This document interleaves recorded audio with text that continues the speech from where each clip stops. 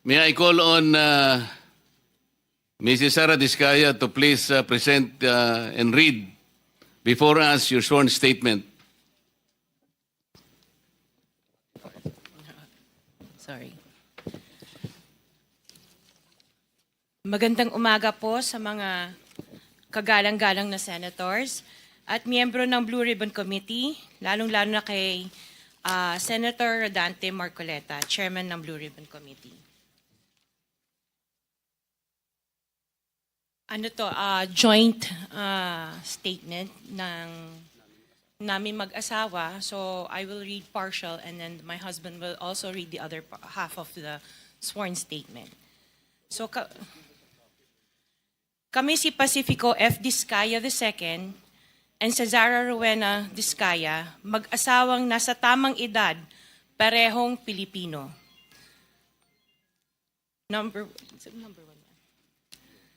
Number one, noong 2003, kaming mag-asawa ay itinayo ang kumpanya na pinangalan namin St. Gerard Construction.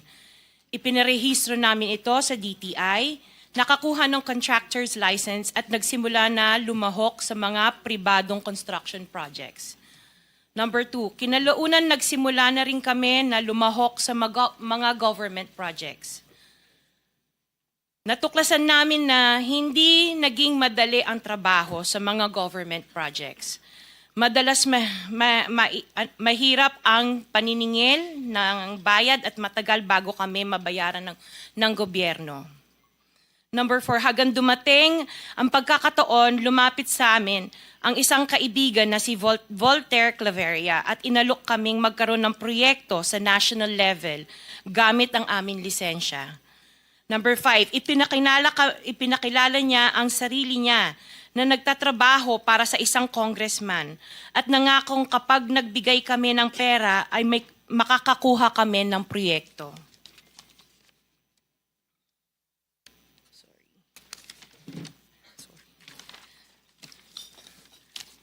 Number 6, dahil wala kaming alam sa kalakaran sa pambansang proyekto sa gobyerno, nagtiwala kami at ibinigay ang lahat ng ipon naming mag-asawa.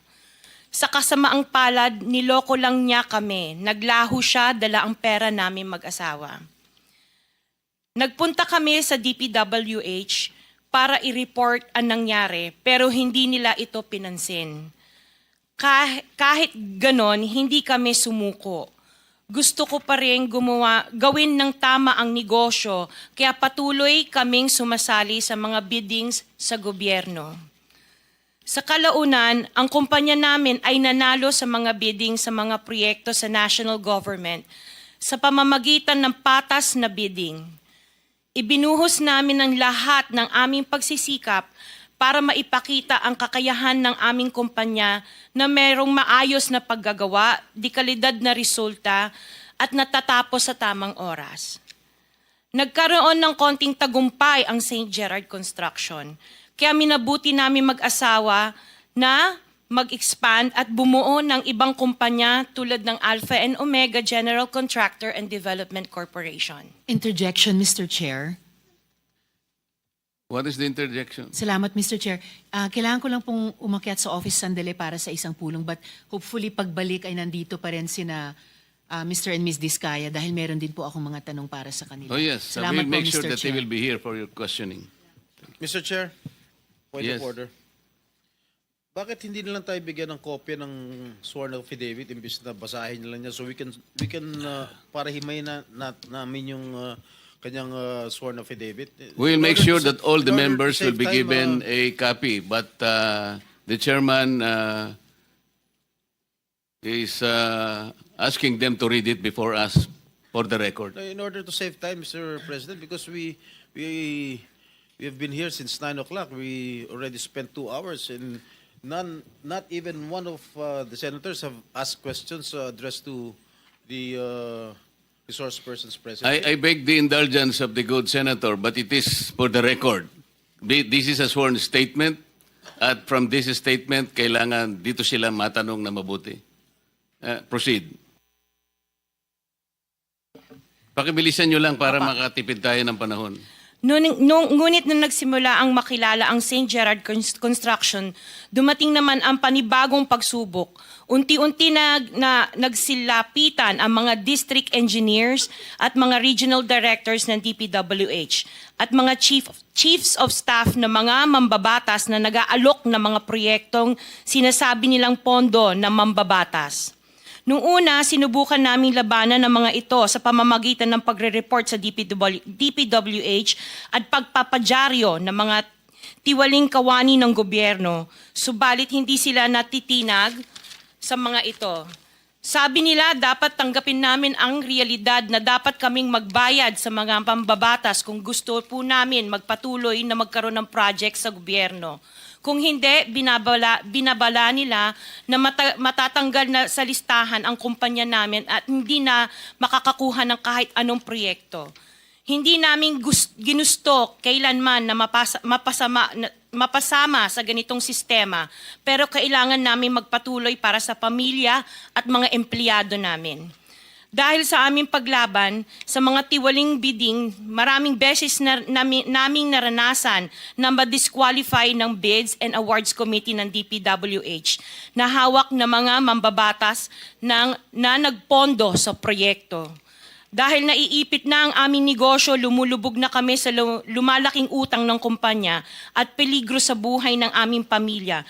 Napilitan kaming makisama sa kalakaran kahit labag sa aming kalooban. Magandang umaga po, Mr. Chair at kagalang-galang na senators at miyembro ng Blue Ribbon Committee, lalong-lalo po kay Senator Rodante Marcoleta. Diretso na. Number 15, sorry po. 16, paulit-ulit kaming ginamit ng mga nasa pwesto sa sistemang ito. Wala kaming magawa dahil kung hindi kami makikisama, gagawa nila ng problema ang project na na-award sa amin sa pamamagitan ng mutual termination o pagkakaroon ng right-of-way problem na parehong nagdudulot ng hindi matuloy ang implementasyon ng mga proyekto. Matapos naming manalo sa mga bidding, may mga opisyal mula sa DPWS ang lumalapit sa amin para humingi at kumuha ng bahagi niya sa halaga ng proyekto. Ang hinihingi nilang porsyento ay hindi bababa sa 10% at umaabot pa sa 25% na naging kondisyon upang hindi maipit ang implementasyon ng kontrata. Ito ay binibigay namin sa kanila ng cash. Ang bawat transaksyon ay may karampatang voucher at ledger na nagsasaad ng mga araw at kung kailan nila ito natanggap. Ilan sa kanila ay sina Terence Calatrava, former Undersecretary of Office of the Presidential Assistant of the Visayas of the Philippines, Kong Roman Romulo of Pasig City, Kong Jojo Ang of Uswag Ilonggo Party List, Congressman Patrick Michael Vargas of Quezon City, Kong Juan Carlos Arjo Aitaide of Quezon City, Nicanor Nicky Briones of Aga Party List, Congressman Marcelino Marcy Teodoro of Marikina, Congressman Florida Robes of San Jose del Monte, Bulacan, Congressman Leandro Jesus Madroño of Romblon, Congressman Benjamin Benji Agarao Jr., Congressman Florencio Gabriel Bemnoel of Anwaray Party List, Kong Leo de Ode Tariela of Occidental Mindoro, Congressman Reynan Arrogancia of Quezon Province, Kong Marvin Rillo of Quezon City, Kong Teodoro Haresco of Aklan, Kong Antonieta Yudela of Zamboanga, Sibugay, Kong Dean Asisio of Caloocan, Kong Marivic Pilar of Quezon City. 21. Mayroon ding mga kinatawa ng ilang politiko na nakikipagtakbo sa amin upang manghingi ng porsyento kapalit ng mga porsyento ng mga proyekto. Ang mga porsyentong ito ay 25% ay ipinipilit sa amin bilang karaniwang kalakaran na wala akong kakainang tanggihan.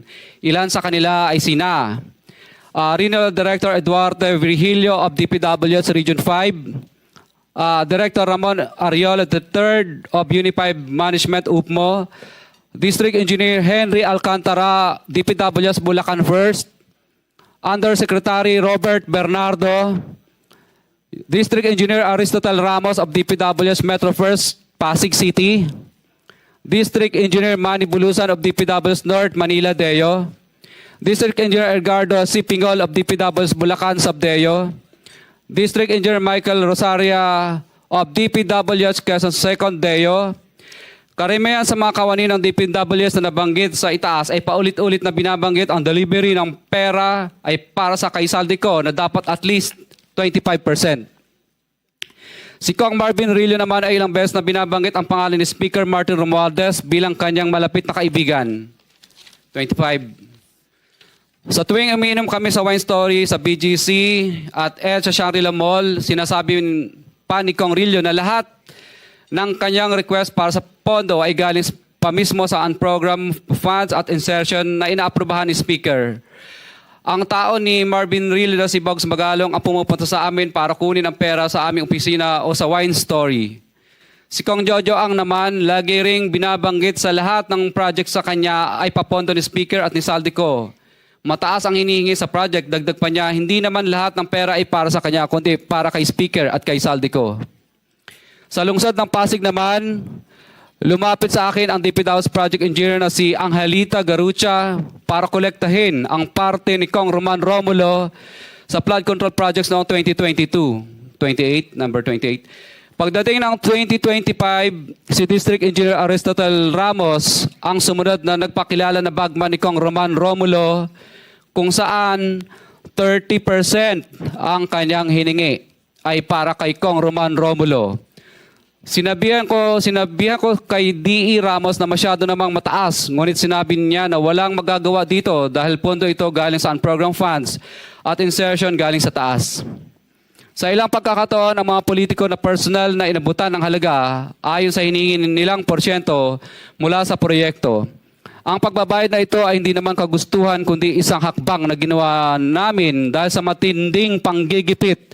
Ilan sa kanila ay sina Kong Antonieta Yudela kasama ang kanyang asawa, Kong Marvin Rillo of Quezon City, Kong Nikki Briones of Aga Party List, Arturo N. Atayde, ama ni Kong Arjo Atayde, Kong Florencio Gabriel Bem Noel of Anwaray Party List, Kong Eliandro Jesus Madroño of Romblon, Kong Benjamin Benji Agarao Jr.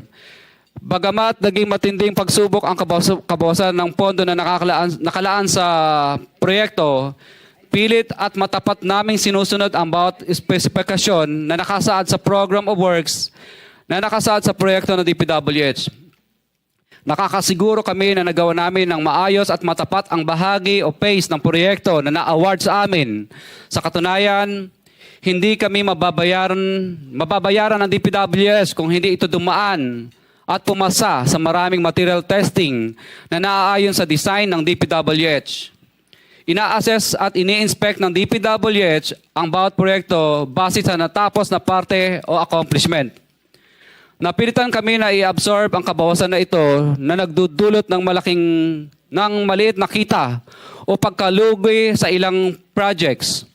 Para makabawi, dinadamihan na lang namin ang partisipasyon sa mga projects. Taliwas sa mga lumalabas na may mga impormasyon sa publiko, hindi kailanman kami gumawa ng ghost projects. At masugid kami nag-i-inspect sa lahat ng aming mga natapos na projects. Handa po kaming tumistigo ng walang pilit at kusang loob bilang state witness at sabihin ang lahat ng nangyayaring katiwalaan ng Kamara, DPWH at iba pang mga kawani ng gobyerno upang gawin ang tama. Kami ay lubos na humihingi ng tulong sa Senate Blue Ribbon Committee na pinamumunuan ng buting Chairman Senator Dante Marcoleta at kay President Bongbong Marcos para sa proteksyon at seguridad ng aming pamilya. Ang salaysay na ito ay kusang loob namin ginawa at walang sino mang pumilit na gawin ito. Sa katotohanan ng lahat ay nilagdaan namin ang salaysay na ito ng kusang loob at walang pumipilit. Sign, Pacifico of Vizcaya, nagsasalaysay. Notaryado po. For the